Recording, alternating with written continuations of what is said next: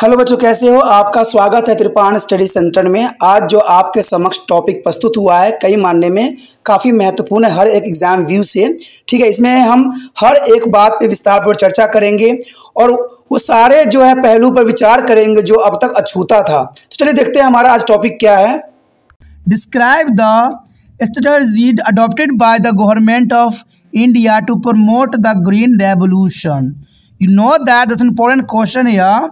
Describe the strategy adopted by the government of India to promote the green revolution. The following strategies were adopted by the government of India to promote the green revolution here. First of all, here the new agricultural strategy was adopted in India during to the third 5-year plan and during a time period of 1960. That's important here. The government decided to shift the strategy of flow in the agricultural sector of the country.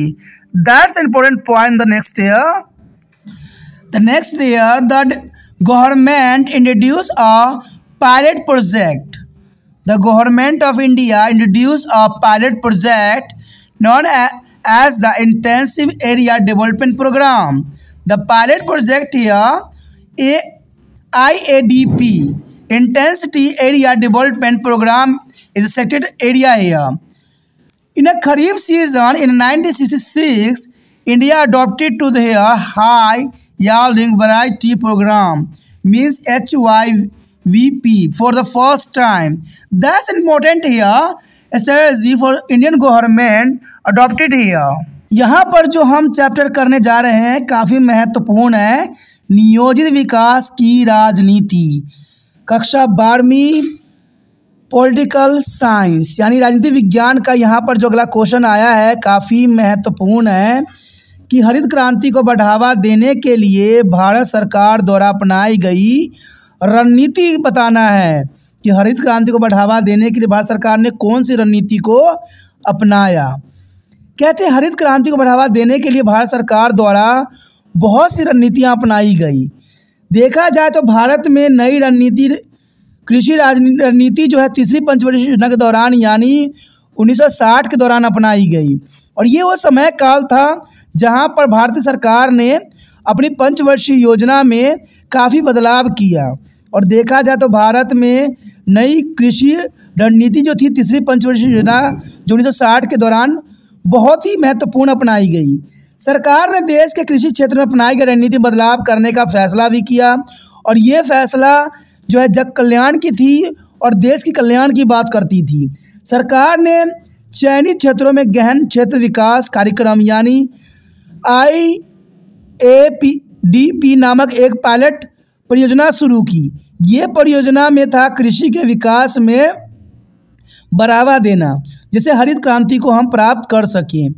देखा जाए तो 1966 में खरीफ season में भारत ने पहली बार जो है उच्च उपज वाली किस्म कार्यक्रम यानी HYVP अपनाया और देखा जाए तो काफ़ी महत्वपूर्ण है। और मैं बता दूं कि हरित क्रांति का मतलब था कि नए टेक्नोलॉजी का उपयोग करके नई पेस्टिसाइड, इंसेक्टिसाइड और खादों और बीजों का उपयोग करके जो है फसलों के उत्पादन में वृद्धि करना। और ये देखा जाए तो 1960 में हमें देखने को मिला जब तीसरी पंचवर्षीय योजना बनाई गई और भारत सरकार ने ऐसे बहुत से रणनीतियाँ बदली जो हरित क्रांति के लिए काफ़ी महत्वपूर्ण थे। देखा जाए तो भारत सरकार ने सबसे बड़ी फैसला ये लिया कि पायलट परियोजना शुरू की। पायलट परियोजना काफ़ी महत्वपूर्ण थी। इसके अंतर्गत फसलों के उत्पादन के लिए हर क्षेत्र में जो है निवेश और जो है उपकरणों का उपयोग करना था जिसके कारण जो है कृषि के उत्पादन में हम वृद्धि कर सके और हरित क्रांति को प्राप्त कर सके।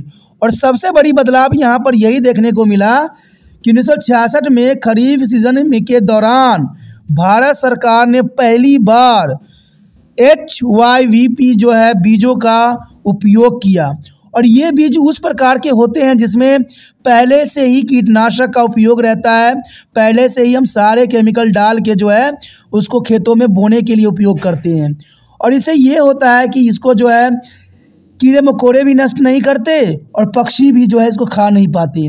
तो ये दोनों तरफ से जो है पैदावार के लिए महत्वपूर्ण था क्योंकि ये किस्म के पौधे जो थे उनमें ये गुण थी कि ये बहुत जल्दी और काफ़ी घने जो है उगते थे, क्योंकि इसका जो है बीज नष्ट नहीं होती थी, इसलिए काफ़ी ये जो है सघन उगते थे, जिसके कारण इसका जो है उत्पादन हमारे काफ़ी बढ़ गए। और भारत ने हरित क्रांति को अपनाने में काफ़ी महत्वपूर्ण योगदान दिया। तो देखा जाए तो भारत सरकार की ये रणनीति हरित क्रांति के लिए काफ़ी महत्वपूर्ण सिद्ध हुआ। दोस्तों इसी के साथ हमारा ये क्वेश्चन ख़त्म हो जाता है, जो काफ़ी महत्वपूर्ण था, इसके एग्ज़ाम व्यू से भी महत्वपूर्ण है। तो आपको इसे समझना है, सोचना है, विचार करना है और जितना हो सके दूसरे बच्चों तक वीडियो को पहुंचाना है। ठीक है, पहुंचाइएगा तो ये काफ़ी महत्वपूर्ण रहेगा, दूसरे बच्चों को भी प्राप्त हो जाए, क्योंकि शेयर ही केयर की भावना पैदा करती है। पहली बार मेरे चैनल पे आए हो, पहली बार वीडियो देख रहे हो, समझ में आ रहा है, अच्छा लग रहा है और चाहते हो कि और भी वीडियो आपको समय समय पर प्राप्त होता रहे, तो जानना सी बात है दोस्तों, चलो सब्सक्राइब कर लीजिए। सब्सक्राइब करिएगा तभी जो है अगले वीडियो का नोटिफिकेशन मिलेगा। और आपको तो पता ही होगा कि तिरपान स्टैंडर्ड हर एक क्लास के बच्चों के लिए महत्वपूर्ण है, चाहे 8th हो चाहे MA हो, सभी के लिए महत्वपूर्ण है। तो अगर सब्सक्राइब कर लीजिएगा तो सबका नोटिफिकेशन आपको समय समय पर मिलता रहेगा। इसे सोचिए नहीं, विचार न कीजिए, अभी तिरपान स्टैंडर्ड को सब्सक्राइब करके अपने मोबाइल में सेव कीजिए।